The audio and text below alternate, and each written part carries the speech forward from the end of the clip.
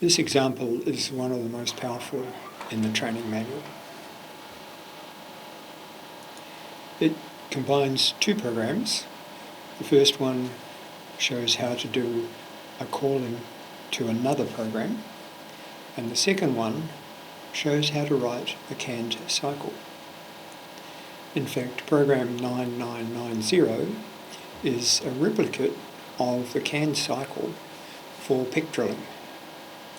The combination of both programs gives you a model for making your own canned cycles. The parameters needed to do this canned cycle are actually set in program 810. So the picking drill cycle given here can be used by multiple other programs. In program 810, you see the G39 command used to define which program will be called.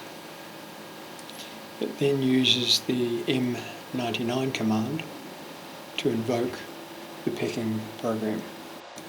There seems to be something wrong with program 810 near the end, at least on my machine. When it returns from the first pick, it loses its position. I've modified the blocks from block 170 to 195 to mimic the first pick call, and the program seems to run correctly. And I've added notes accordingly to the programming manual.